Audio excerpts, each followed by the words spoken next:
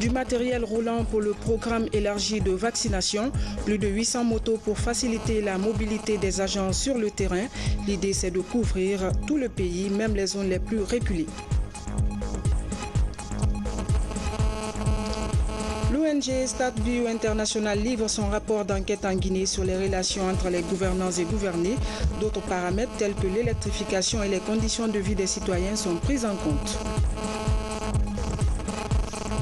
Environnement, à l'occasion du mois de la forêt guinéenne, une opération de reboisement est lancée à Dinguiraye. Plus de 5000 tecs et mélinas sont mis en terre pour restaurer une ceinture verte dans la cité religieuse.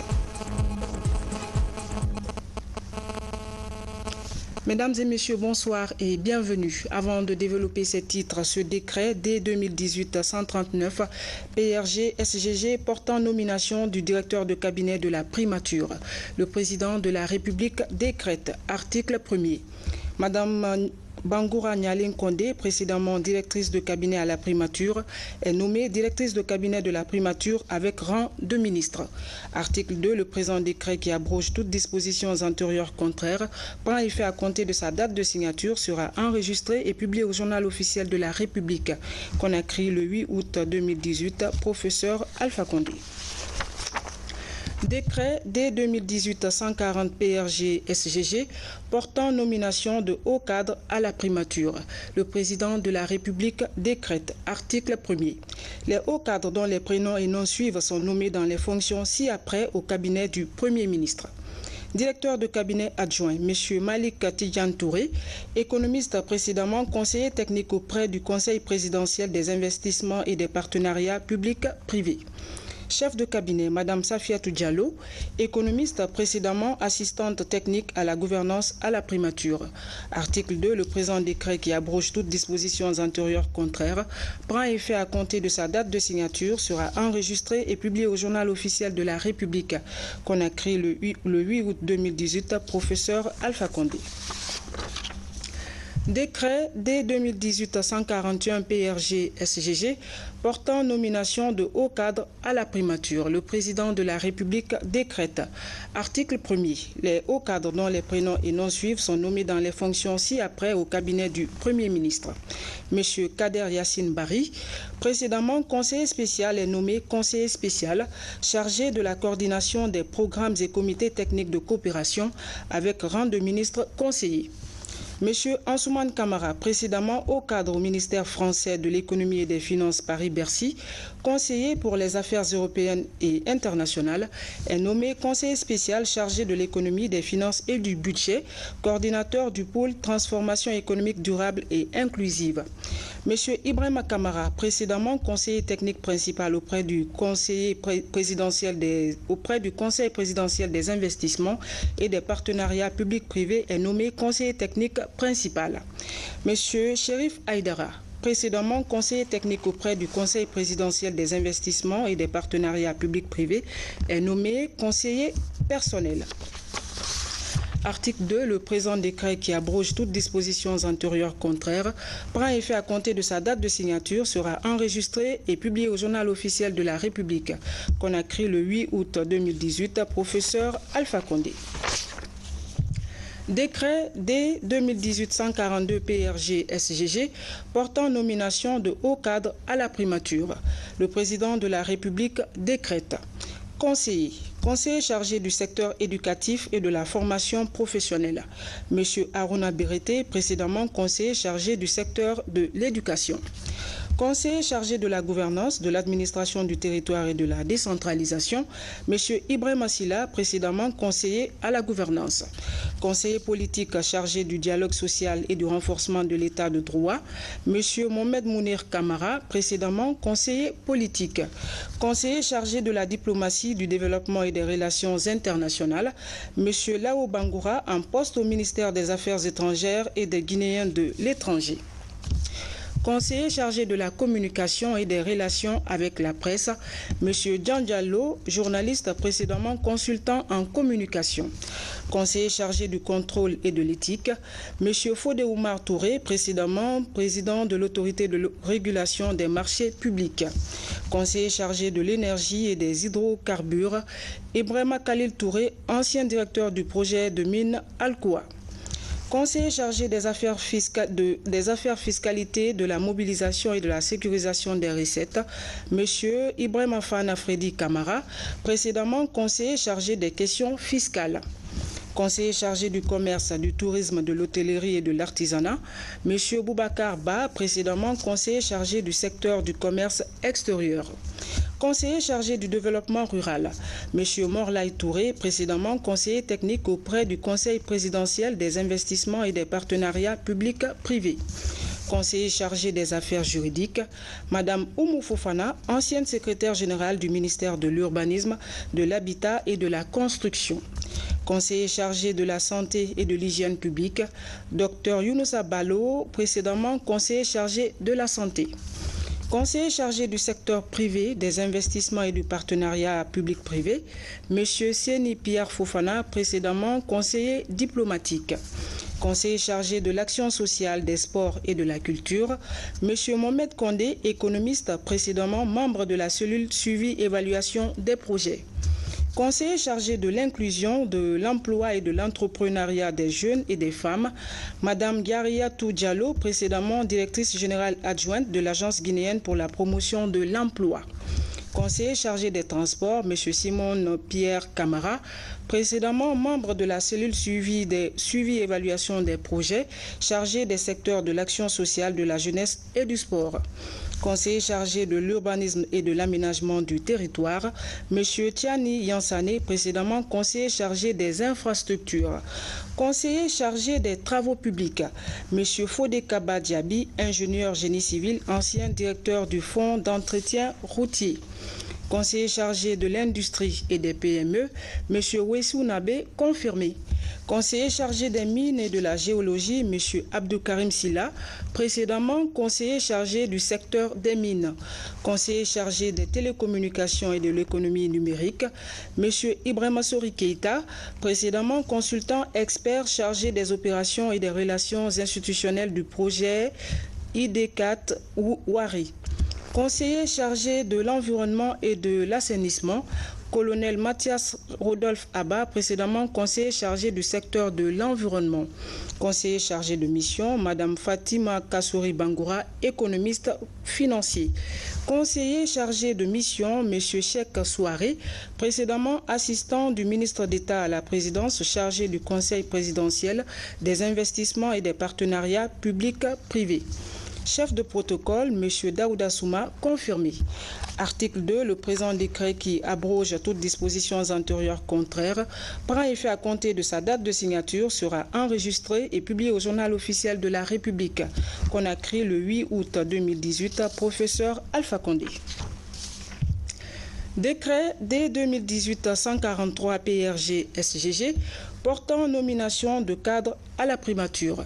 Le président de la République décrète. Les cadres dont les prénoms et noms suivent sont nommés dans les fonctions ci-après au cabinet du Premier ministre. Service rattaché, secrétaire exécutif du Comité national de lutte contre le sida, Dr Abbas Diakité, confirmé.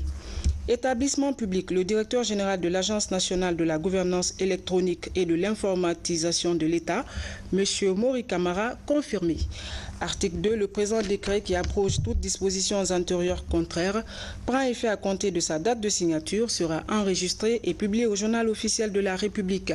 Conakry le 8 août 2018, professeur Alpha Condé. Rencontre entre les acteurs de l'accord politique de 2017 et une équipe d'experts recrutés pour l'audit du fichier électoral. Les deux parties doivent établir un fichier consensuel et fiable. Ce conclave a permis de mieux cerner l'enjeu à travers un partage d'expériences. Mohamed Lamine Kamara pour le compte-rendu. Le suivi de l'accord politique du 12 octobre 2016 continue d'enregistrer des avancées. Après la tenue des élections locales du 4 février dernier, la libération des détenus des manifestations politiques et plusieurs autres points honorés. Les acteurs politiques du dialogue interguinéen reçoivent les experts nationaux et internationaux de l'Union européenne, de l'Organisation internationale de la francophonie et du système des Nations unies. Ils échangent sur l'audit du fichier électoral biométrique national. Ces experts souhaitent travailler dans la transparence pour un nettoyage correct du fichier électoral. Ils s'engagent à respecter le délai prévisionnel de 25 jours. Il faut vraiment être rassuré que le travail qui sera fait sera un travail au service de la République. Et les experts qui ont été retenus sont des experts qui ont une compétence avérée en la matière. Le délai prévisionnel, c'est 25 jours, mais il faut ajouter que si le travail, vu l'allure, venait à se réaliser avant ces 25 jours, c'est la chose la plus souhaitable. Mais au cas où, bien entendu, le travail montre certaines difficultés au point qu'il faut aller au-delà des 25 jours, eh bien cela aussi serait possible. Après l'assainissement de l'actuel fichier électoral, les acteurs politiques devraient s'attendre à un document électoral fiable et adapté à toutes les élections en Guinée. L'audit qui va avoir lieu, qui a regroupé tant d'éminents experts à travers le monde pour venir regarder avec des yeux neutres qu'est-ce qu'il y a dans notre fichier, va consister à faire des recommandations. Et ces recommandations-là, la CENI va les prendre à bras le corps lors de la révision des listes pour corriger cette situation. Nous nous donnerons tous les moyens pour pouvoir exécuter l'ensemble des recommandations qui seront issues du rapport de l'audit. C'est donc un honneur pour nous d'avoir lancé ce matin les travaux de cet audit. Et nous n'avons pas l'ombre du doute quant à l'issue certaine de ce travail. En témoigne l'engagement de la CENI, en témoigne l'engagement des acteurs politiques également, mais aussi la qualité des experts que nous avons aujourd'hui avec nous sur ce dossier. L'audit du fichier électoral reste un acquis majeur dans le processus électoral de la Guinée. À travers cette volonté des membres du comité de suivi de l'accord politique et le respect des engagements pris par les différents acteurs, l'espoir est permis dans les prochains jours de voir les acteurs politiques honorer le reste des points de l'accord consensuel du 12 octobre 2016. Un mot de santé, comment faciliter la vaccination en province? Les partenaires accompagnent le gouvernement dans ce projet. Un appui logistique est apporté au programme élargi de vaccination. L'idée, c'est de couvrir tout le pays, même les zones les plus enclavées. Reportage Abraham Christophe Conté, Daouda Tabansila. 818 motos viennent faciliter la mobilité des agents chargés des soins de santé primaires. Ces engins roulants seront utilisés pour renforcer les dispositifs de vaccination en milieu rural. La démarche va faciliter l'acheminement à temps des produits sanitaires vers les centres de traitement. La vaccination seule peut aujourd'hui nous permettre beaucoup de maladies évitables, au lieu d'attendre que nous soyons en épidémie. C'est donc pour cela que Gavi, UNICEF ont bien voulu remettre ces motos au programme élargi de vaccination. Et nous avons dit également aux heureux bénéficiaires d'en faire bon usage sur le terrain. Ces motos destinées aux postes de santé et districts sanitaires devraient contribuer à l'application des stratégies avancées afin de toucher le maximum d'enfants et de femmes dans le pays. Pour se déplacer, il faut avoir un engin. Donc c'est pourquoi nous avons commandé ces motos pour faciliter justement le déplacement de ces agents vaccinateurs pour aller partout, dans les zones rurales, derrière les montagnes, dans les localités enclavées, pour vacciner et toucher le maximum d'enfants. Le programme élargi de vaccination intégré aux soins de santé primaire et aux médicaments essentiels a été lancé depuis 1988 en Guinée. Depuis 30 ans, beaucoup de progrès sont accomplis avec en toile de fond l'intégration de la vaccination, dont les fondements restent et demeurent la participation au développement communautaire. Le ministre de l'Enseignement technique prend contact avec le personnel de la Caisse nationale de sécurité sociale. Objectif, s'enquérir du fonctionnement de l'institution. Cette visite de terrain a permis de mieux comprendre les avantages du Code de sécurité sociale. Le point avec Moussa Komara pour SIDB. 18 motos viennent faciliter la mobilité des agents chargés des soins de santé primaire. Ces engins roulants seront utilisés pour renforcer les dispositifs de vaccination en milieu rural. La démarche va faciliter l'acheminement à temps des produits sanitaires vers les centres de traitement. La vaccination seule peut aujourd'hui nous permettre beaucoup de maladies évitables, au lieu d'attendre que nous soyons en épidémie. C'est donc pour cela que Gavi, UNICEF ont bien voulu remettre ces motos au programme élargi de vaccination. Et nous avons dit également aux zéro bénéficiaires d'en faire bon usage sur le terrain. Ces motos destinées aux postes de santé et districts sanitaires devraient contribuer à l'application des stratégies avancées afin de toucher le maximum d'enfants et de femmes dans le pays. Pour se déplacer, il faut avoir un engin. Donc c'est pourquoi nous avons commandé ces motos pour faciliter justement le déplacement de ces agents vaccinateurs pour aller partout, dans les zones rurales, derrière les montagnes, dans les localités enclavées, pour vacciner et toucher le maximum d'enfants. Le programme élargi de vaccination intégré aux soins de santé primaire et aux médicaments essentiels a été lancé depuis 1988 en Guinée. Depuis 30 ans, beaucoup de progrès sont accomplis avec en toile de fond l'intégration de la vaccination, dont les fondements restent et demeurent la participation au développement communautaire. Voilà, c'était la remise de motos au programme élargi de vaccination. Et puis, je reviens sur cet élément. Le ministre de l'Enseignement technique prend contact avec le personnel de la Caisse nationale de sécurité sociale. Objectif, s'enquérir du fonctionnement de l'institution. Cette visite de terrain a permis de mieux comprendre les avantages du Code de sécurité sociale. Le point avec Moussa Komara, Maurice Dibé. Une vidéoprojection pour expliquer dans les détails le fonctionnement du régime de sécurité sociale des travailleurs du secteur privé et parapublic. Le ministre de l'Enseignement technique, de la formation professionnelle, de l'emploi et du travail veut bien cerner toutes les prestations offertes par la Caisse nationale de sécurité sociale à ses assurés sociaux. De la branche maladie à ceux de la pension sociale en passant par les prestations familiales, les formes et l'assiette de cotisation, rien n'a été occulté. Lorsque vous voyez le grand bâtiment, ce grand immeuble qui a été construit sur la base des cotisations des travailleurs, et aujourd'hui dire qu'on a un manque de place là-dedans, vous ne pouvez pas le comprendre. Je suis très satisfait de la manière dont ils sont installés et ça me donne déjà des idées. Je verrai aussi s'il y a des anomalies, nous allons corriger ensemble. Les grands défis qui s'imposent à la Caisse nationale de sécurité sociale, la révalorisation du plafond de cotisation, l'élargissement de la couverture sociale à l'économie informelle et l'actualisation du code vieillissant de la sécurité sociale. Ils sont en train de travailler sur le code.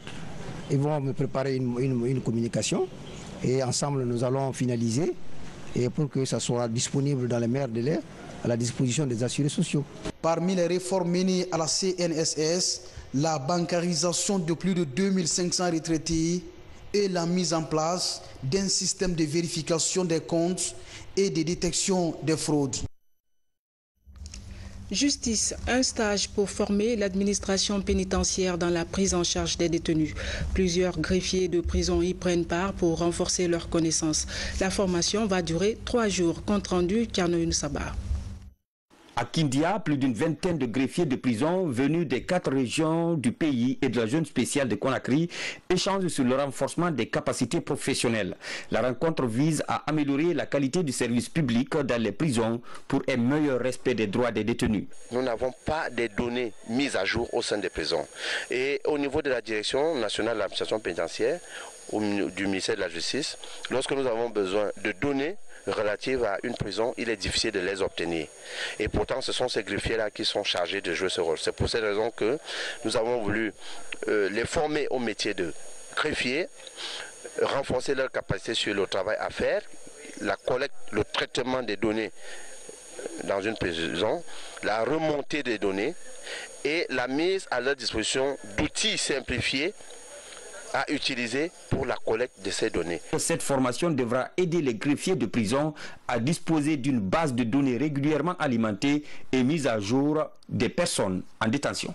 Au niveau des greffiers, par exemple, des prisons, c'est le cœur des prisons. Toute l'administration, c'est là-bas. Toutes les documentations, c'est là-bas. Toutes les statistiques, c'est là-bas. Alors, si ceux-ci ne sont pas bien formés, c'est extrêmement grave. Il suffit que le ministre vienne, au cadre du département vienne pour demander à un greffier ou à un régisseur ou à qui que ce soit quelle est la statistique des données de cette prison. Alors ça doit couler. Donc il faut la formation, il faut outiller. Outiller justement au niveau des greffes, il faut aussi donner des instruments de travail. Cette formation coïncide avec la rentrée des gardes pénitentiaires en formation commune de base, une série de réformes qui va aider à professionnaliser la gouvernance dans les prisons. Des précisions sur le niveau de gouvernance locale. L'ONG StatView International livre son rapport d'enquête. Les résultats de ce 7e tour donnent des indicateurs sur les relations entre les gouvernants et gouvernés. D'autres paramètres tels que l'électrification et les conditions de vie font partie de ces résultats. Algassi Mouba. L'évolution de la démocratie et de la gouvernance, une préoccupation des acteurs de la société civile. Au cours d'une enquête, Afrobaromètre, une structure privée panafricaine de sondage à travers StatView International, s'est intéressée à la perception des Guinéens sur leurs conditions de vie, la gouvernance locale et l'électricité. Nous sommes contents aujourd'hui de savoir que le gouvernement du Premier ministre Kassouri fait de la lutte contre la corruption une de ses priorités, puisque vous avez les résultats ont indiqué que 33% des Guinéens quand ils sont allés pour solliciter des services publics, ils ont été obligés de payer des pots de vin. C'est beaucoup. Et en milieu rural, c'est décourageant. Quand on a besoin de services et qu'on est obligé de payer, alors qu'on a des moyens très, très limités, évidemment, c'est décourageant. Et donc, ça limite l'accessibilité aux services publics.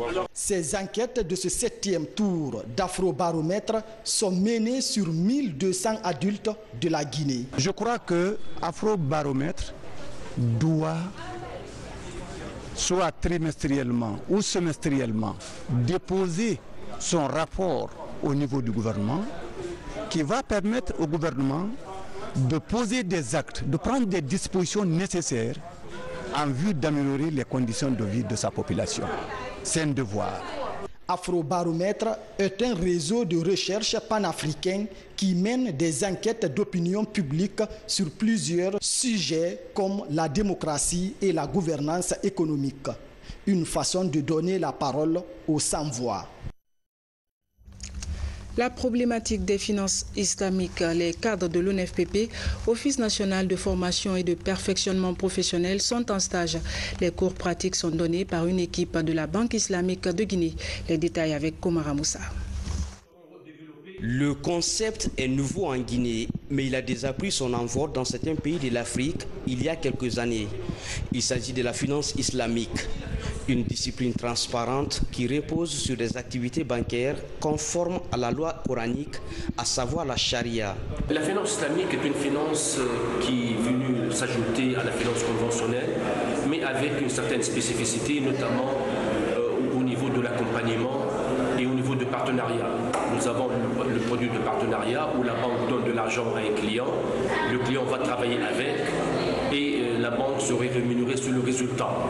Alors que dans le conventionnel, on vous donne un prêt dont le capital est garanti ainsi que les intérêts. Dans la finance islamique, notamment dans le produit Moudar, le capital n'est pas garanti et éventuellement la banque est rémunérée sur le produit qui va résulter de l'activité. La finance islamique est essentiellement fondée sur l'équité dans les transactions commerciales. Les interdits comme le prêt à intérêt, le placement à intérêt, l'épargne rémunérée à intérêt, l'escompte bancaire et les rapports entre la banque islamique et la banque centrale seront passés au crible. Nous avons comme priorité au niveau de tout le groupe de pouvoir offrir des produits islamiques pour prendre en compte les préoccupations des clients. Au terme de cette formation de 5 jours, la performance de la banque va être renforcée. Ces cadres seront certifiés en finance islamique et pourraient devenir des conseillers ou encore des formateurs dans l'institution. Environnement, la restauration d'une ceinture verte préoccupe les autorités à Dinguiraye. Ainsi, à l'occasion du mois de la forêt guinéenne, une vaste opération est lancée dans la cité. Plus de 5000 tecs et mélinas sont mis en terre. L'opération est pilotée par l'Union des Torobais, parents et amis pour le développement, une ONG locale. On fait le point avec Habib Thiam.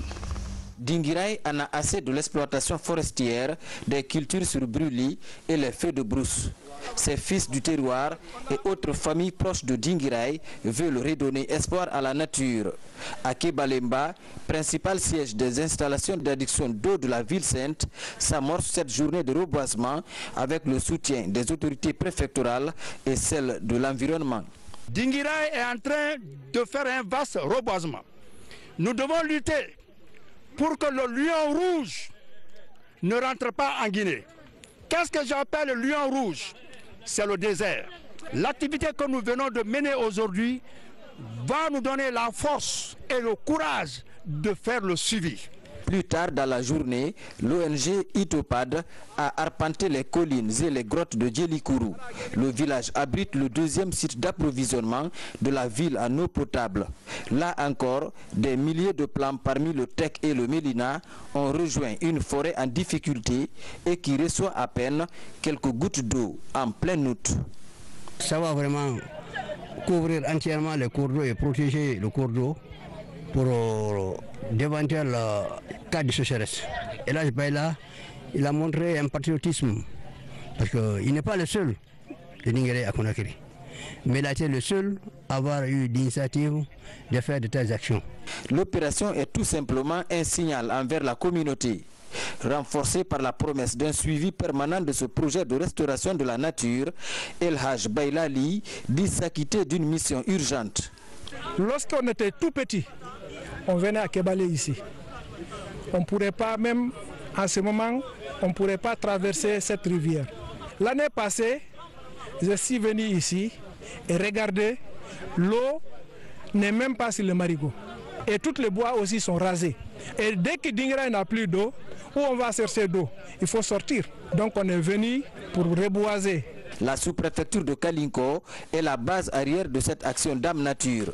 C'est là que l'ONG Itopad a fait la commande de 5000 plants ayant servi au reboisement des 2 forêts communautaires. Dans moins de 2 mois, la Guinée va célébrer 60 ans de souveraineté. Notre rédaction va vous remonter le temps dans divers domaines qui ont marqué la marche de notre peuple. Ce soir, nous nous intéressons à la toute première unité de fabrique de tôle dans notre pays. Il s'agit de la Sogifab, société guinéenne de fabrication. Depuis sa privatisation dans les années 80, qu'est-elle devenue? La réponse dans ce grand format signé Valérie Talémané. Nous sommes dans la commune de Matam, plus précisément ici dans Dixingar. Vous voyez derrière moi ce mur. C'est ici était avant la société guinéenne de fabrication, cette unité industrielle, la toute première en Guinée en fabrication de tôle. Elle produisait ces différentes tôles que vous voyez à côté de moi, ces tôles ondulées, qui avaient des caractéristiques non seulement qui conservaient la fraîcheur, mais qui rejetaient aussi la chaleur. Donc aujourd'hui, nous allons vous faire revivre ces anciens moments. En lieu et place de l'historique Sogifab, des immeubles sont là. Tous appartiennent à des particuliers qui ont racheté le domaine quand l'État s'est passionné pour la privatisation. La Sogifab est née de l'exécution du premier plan triennal de développement en Guinée. Nous sommes alors au début des années 60. La Guinée indépendante visait déjà l'industrialisation. Et à l'époque, elle était l'unique unité industrielle en Guinée qui fabriquait de la tôle. Et tout le monde sait que les tôles de Sogifab ont été vendues pratiquement dans toutes les localités de la Guinée. Je ne crois pas qu'il y ait un village ou une région à l'époque où il n'ait pas fait une maison couverte des tôles fabriquées par Sogifab. Voilà, donc c'était ça Sogifab. À l'époque, on peut dire que c'était un des fleurons de l'industrie guinéenne. La société guinéenne de fabrication Sogifab a été en partenariat avec la compagnie des bauxites de Guinée, CBG. L'État guinéen garantit l'approvisionnement en aluminium matière première de son unité de fabrique des tôles ondulées de qualité et de portes métalliques à partir d'une convention signée avec les autres actionnaires de la CBG. Une approche plutôt innovante.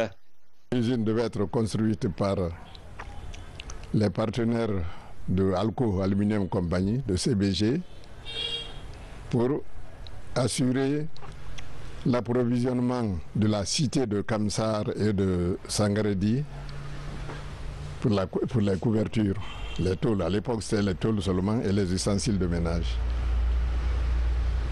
Alors, donc, ce GIFAB a été créé à ce moment et il avait été convenu qu'une fois que les installations, le coût des installations, c'est-à-dire les investissements seraient amortis à 50%, ce GIFAB allait devenir mixte entre l'État guinéen et les partenaires de CBG. Et quand c'est recouvré à 100%, ce GIFAB serait nationalisé. Alors la période qui a été prévue pour la couverture à 50%, donc a coïncidé à la couverture à 100%. Donc l'étape de la société mixte a été dépassée et immédiatement ce GIFAB a été nationalisé. Et ça c'était en 1970. Et ce GIFAB a été la première entreprise guinéenne à bénéficier du trophée Africa Award, comme octroyé à Nairobi. Entre les années 60 et 80, les produits de la SOGIFAB vont connaître un grand succès en Guinée et dans certains pays de la sous-région. Mais en 1988, le vent de la privatisation frappe aussi la SOGIFAB. Les Guinéens étaient alors loin de se douter que l'arrêt de mise à mort de l'unité industrielle venait d'être signé. La SOGIFAB, déjà grippée par des ruptures dans son approvisionnement en matières premières et de pièces de rechange. Ça a été très malheureux parce qu'il y avait de très bons articles que cette société produisait. Très malheureusement, comme je vous l'ai dit, ça a été privatisé à des gens qui n'ont pas le profil d'industriel. Ils n'ont pas pu relancer les activités. La SOGIFAB a certes disparu, mais des entreprises privées poursuivent aujourd'hui la production des tôles dans le pays.